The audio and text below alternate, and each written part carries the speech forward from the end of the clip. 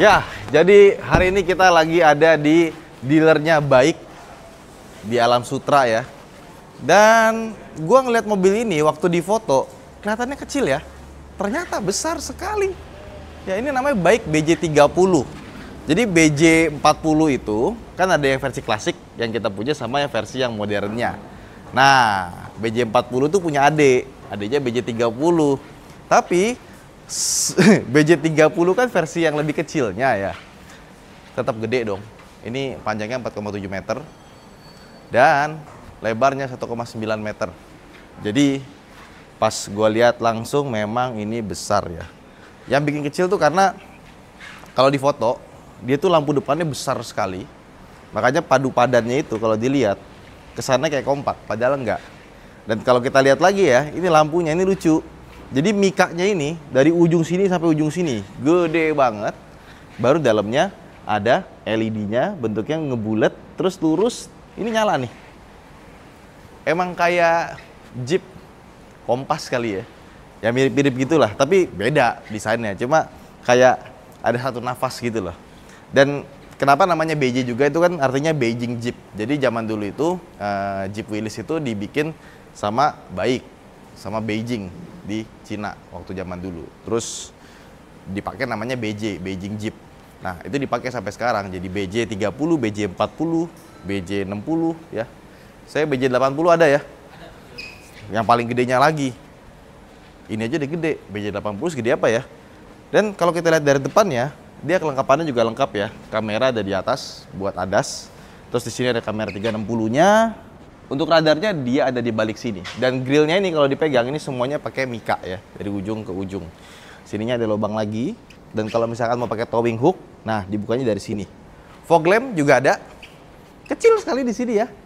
Sama kalau kita lihat lebih dekat, dia tuh lampunya ada 2 biji LED proyektor di bagian sini. Nah, sebelum kita ke belakang, kita buka dulu kap mesinnya.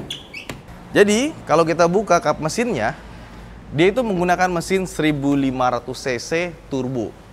Tapi bukan 1500 cc turbonya yang mau kita bahas. Karena dia punya mesin hybrid, bukan plug-in hybrid, dan dia sudah all-wheel drive. Jadi empat-empatnya semuanya bergerak. Dan gabungan tenaga mesin bensinnya sama mesin listriknya itu gede banget. Jadi kalau digabung itu tenaganya 402 horsepower dan torsinya 605 Nm.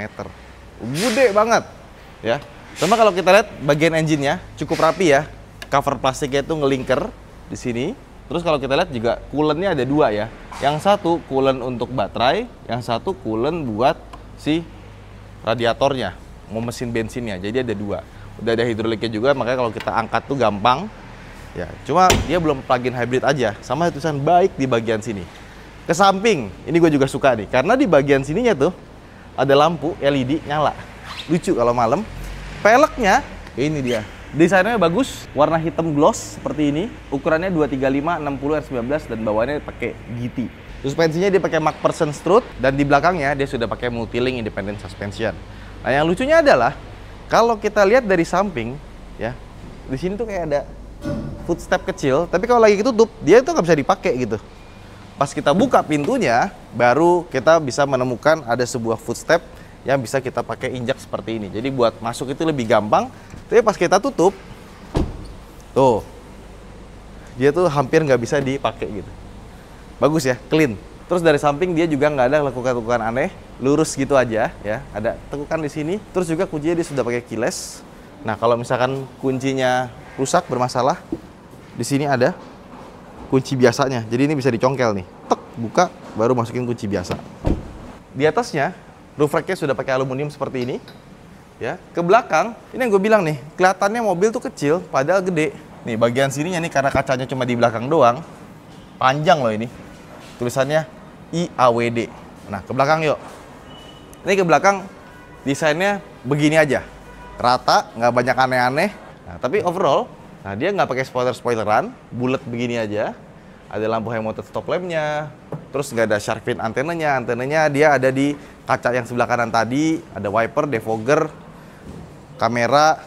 Terus di sini juga ada mata kucing sama lampu mundurnya di sini. Nah, pertanyaannya, gimana cara bukanya? Nggak ada tombolnya kan? Di sini pun juga nggak ada. Karena tombolnya itu tersembunyi di bagian sini. Nah, bukan di logo ya, nggak ada yang bisa dipencet, tombolnya di sini. Kita buka yuk. Nah, ini dia bagasinya. Lega sekali, besar. Dan ini sepertinya kalau misalkan dimaksimalin bisa jadi 7-seater sih sebenarnya ya, kalau segede gini. Nah, cuma nggak dibikin jadi 7-seater. Nah, bahkan kalau misalkan kita kurang lega, di bawahnya itu ada tempat penyimpanan yang besar seperti ini ya. Ada akinya ya. Cuma ini belum dikasih tutup ya, karena ini mobil yang masih prototype yang dipakai buat tes sama baiknya. Terus kalau kita lihat baterainya ya, dia itu 1,67 kWh, ada beratnya 49 kilo, dan di sini ada cooling duct-nya. Jadi pendinginnya dari sini pakai kipas. Dan pastiin kalau punya mobil hybrid, jangan lupa kalau misalkan servis dibersihin filter pendingin buat baterainya.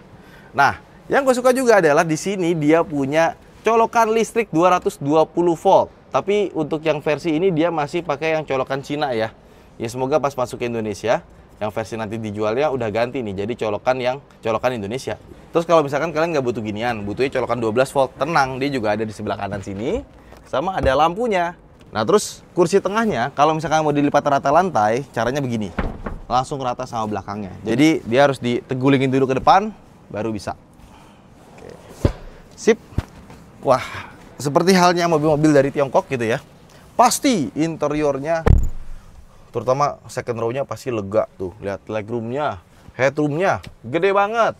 Terus kalau misalkan kita ngerasa ini terlalu tegak, tinggal dipencet sini. Jadi dia punya 2 step. Yang tegak gini, sama dibikin sedikit rebah. Tapi ya, udah cuma sini doang. Rebahnya sih lumayan ya. Cuma kalau bisa lebih rebah lagi, itu pasti lebih enak. Nah, ini ada armrest-nya. Kanan kiri armrest-nya itu pas ya. Power window sudah all auto, door trim bagian sininya empuk, tapi bagian yang plastik sini tuh keras sama ada alur-alurnya. Nah, speakernya di belakang tuh ada tweeter sama speaker biasa.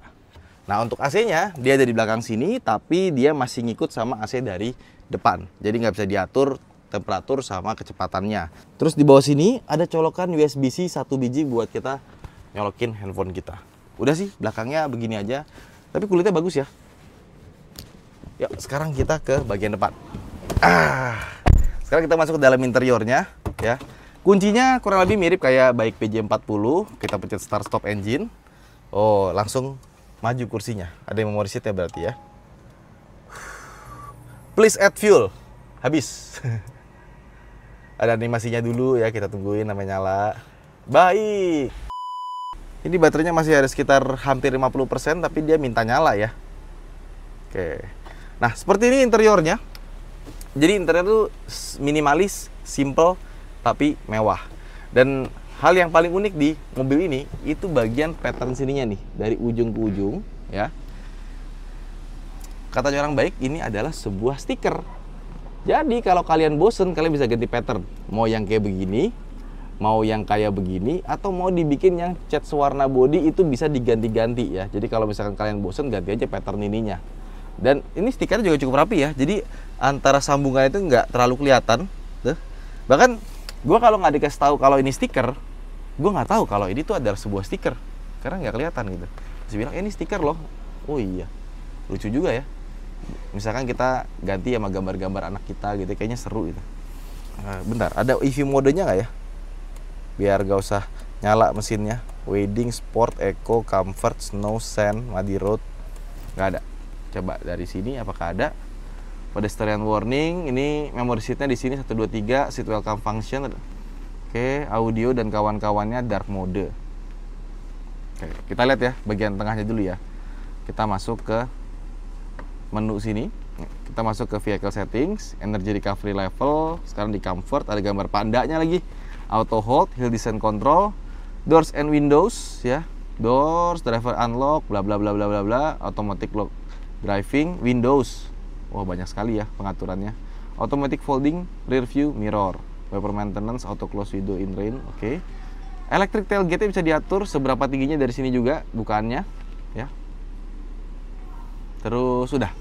Lights, lampu, follow me home-nya. Oke, ini bisa diatur nih. 3 times misalkan. Tak. 1, 2, 3, mati. Button.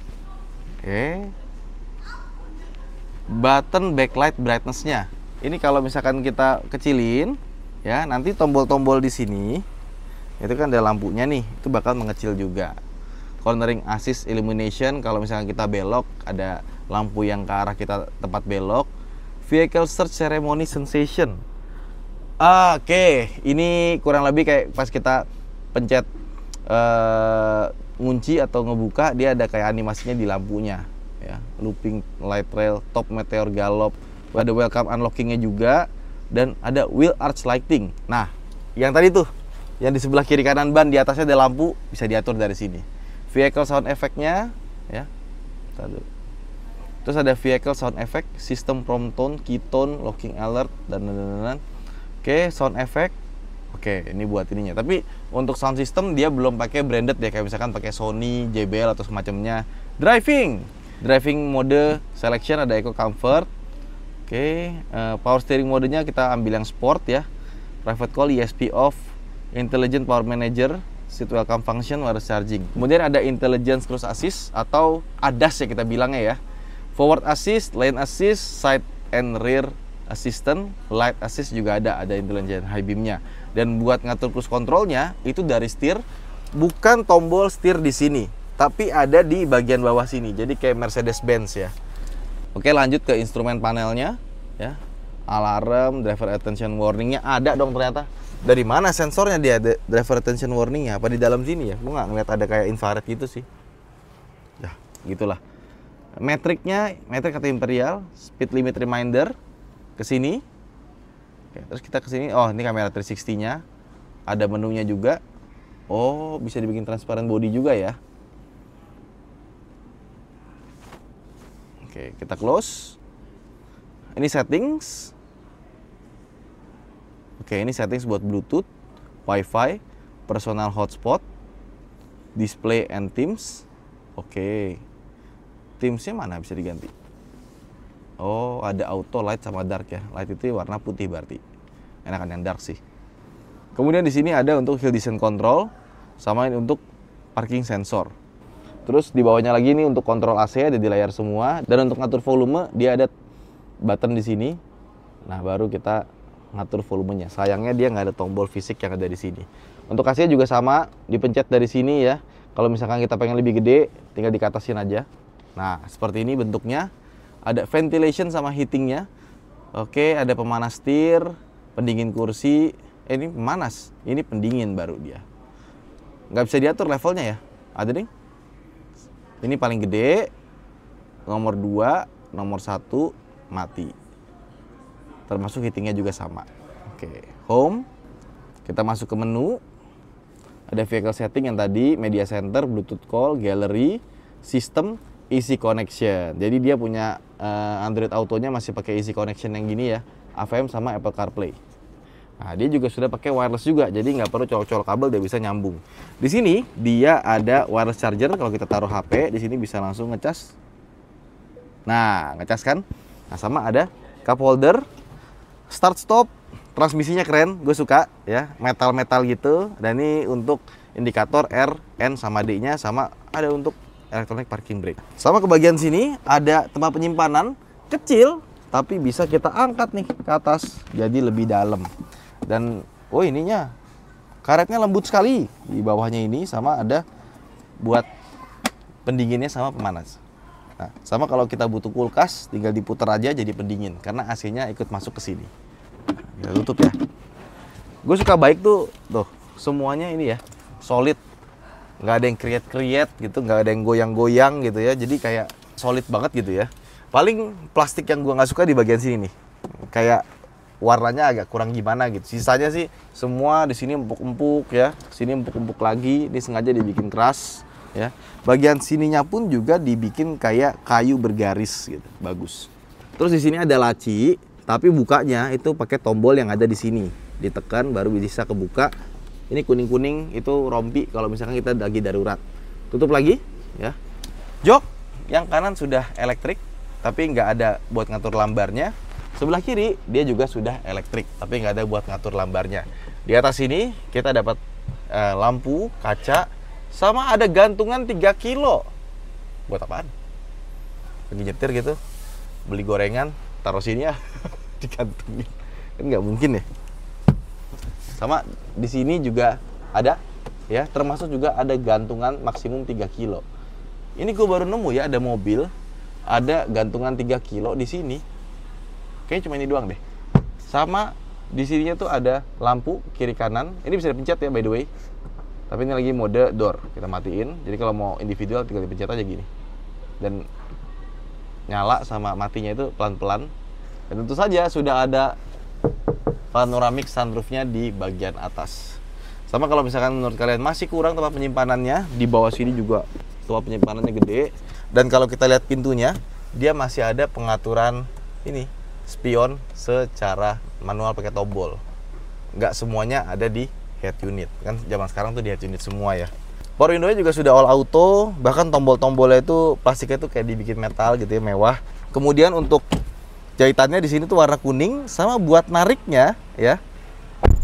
Itu dibikin kayak tas gitu ya. Coba ini fix. Bukan kulit yang bisa fleksibel gitu enggak. Tapi kelihatannya itu kayak kulit fleksibel. Sama di bawahnya ada cup holder sama buat naruh barang.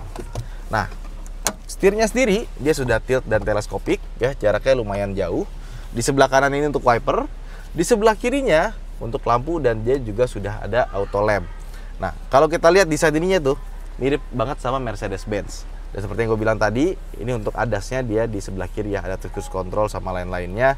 Nah, yang sebelah kanan kiri tombolnya, kanannya itu buat audio, kiri itu buat kamera 360, pencet di sini ya. Dipencet tuh kayak Audi, kletek. Dipencet tuh tombolnya kayak Audi ya, klik gitu ya. Kemudian di sini ada putaran ya, kita buat ngatur menu. Nah, ini bisa lihat berapa mileage dan kawan-kawannya, TPMS, ada voltnya apa, bluetoothnya, music playingnya apa. Nah, ini lagi ngisi akinya ya, baterainya ya, sama ini RPM-nya berapa. Gitu. Jadi semuanya dari setir. Sebenarnya ini mobil interiornya bagus, cuma kenapa setirnya kok kayak desainnya nggak nyambung ya kawan parts ya. Kayak kok tiba-tiba setirnya kayak tajam gitu, kayak mobil modern, bukan kayak mobil yang bentuknya retro-retro kayak gini. Nah, untungnya baik itu juga nggak cuma ngasih kita preview, tapi kita boleh test drive. Yuk kita test drive bentar mobil ini yuk. Ya, kita sudah masuk ke mobilnya ya. Pas sudah kita atur. Lega banget ya kalau kita pendekin sampai ke paling bawah.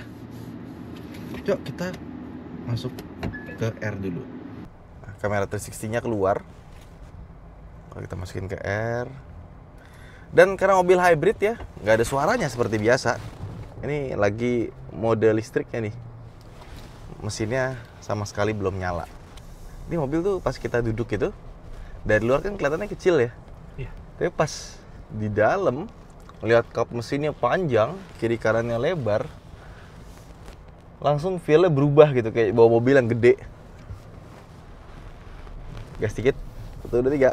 Wih. Oke, pas mesinnya kick in, dia langsung lebih berasa gitu. Jadi tetap nih kita gas, mesin listrik dulu, baru mesinnya nyala, berasa gitu perbedaan tenaganya pas si mesin bensinnya kick in. Tapi ini mobil empuk ya, suspensinya tuh di jalan gini, kerasa kayak guncangannya tuh kayak bawa mobil-mobil gede, kayak kelasnya Land Cruiser gitu.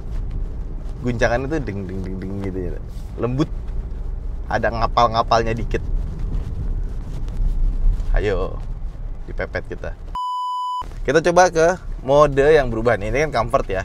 Kita putar. Sekarang masuk ke snow, sand, sama muddy road. Emang buat off-road sini ya. Sport. Nah, kalau di sport rasanya gimana? Coba kita gas. Oh, beda. Beda, lebih kenceng. Dan terasa ini loh, mesinnya udah kick in. Set, tiba-tiba dia ganti gigi, sut, lompat gitu. Dia transmisinya DHT, tapi pas dia pindah gigi, lompatannya tuh halus dan ada kayak rasa-rasa CVT-nya gitu, twing gitu. Enak ya mobilnya. Ya. Suspensinya sih, kalau ngelawatin jalan gelombang itu halus. Emang pas gue juga cobain BJ40 ya, yang gue suka dari BJ40 itu respons engine sama suspensinya. Kayaknya di yang ini juga sama nih, suspensinya nyaman, tapi lebih nyaman sih dibanding BJ30 sepertinya ya. Kita harus bawa lebih jauh lagi, kita tes beberapa hari, dan kita bisa cek berapa konsumsi bahan bakarnya. Ini kan cuma muter-muter di BSD doang, Alam Sutra. Oke loh. Sama suara kabinnya, kiri kanan juga bagus. Kaca depannya kan double glass ya. Gas langsung cepet. Enak lah ini buat seruntulan. Dan masih kerasa banget gitu pas mesinnya masuk, dia langsung wushnya gitu, terasa gitu. Gas. Oke sih mobilnya. Terus remnya juga enak ya. Pedal feel-nya, gas sama remnya itu terasa natural. Dan remnya pun juga rasanya empuk gitu. Jadi pas kita ngerem, dia body dive-nya tuh gak nguk gitu ke depan gitu kan. Masih ditahan sama dia. Ini rasanya mobil proper dan mahal pas kita nyobain nyetir di balik kemudinya itu. Coba itu ya, rasanya kayak mobil gede banget. Di balik kemudi rasanya mobil gede banget. Even somehow kayaknya lebarnya tuh secara desain tuh nggak terlalu lebar, tapi coba pas kita nyetir tuh kayak lebarnya kayak lebih lebar dari BJ 40 malahan. Iya enak nih.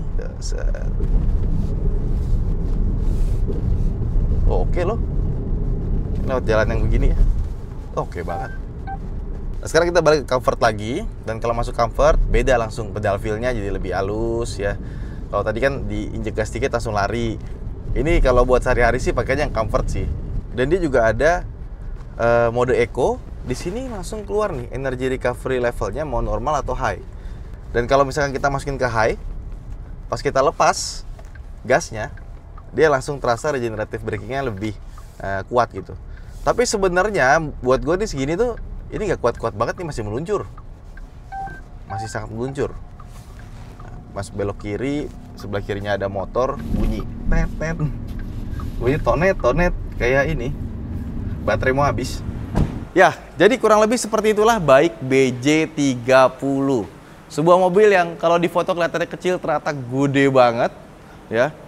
Dan setelah kita cobain muter-muter, first impressionnya gue ngerasa ini mobil suspensinya empuk, nyaman, kedap ya. Tinggal nanti kita pinjam aja buat jarak jauh seperti apa rasanya dan bagaimana dengan konsumsi bahan bakar. Tapi secara overall ini oke banget. Tinggal harganya gimana? Karena mobil ini harganya akan diumumin di Gias minggu depan. Terima kasih, sampai jumpa di vlog berikutnya. Buat teman-teman yang udah beli Baik BJ30, seperti apa rasanya? Coba komen di bawah. Bye-bye.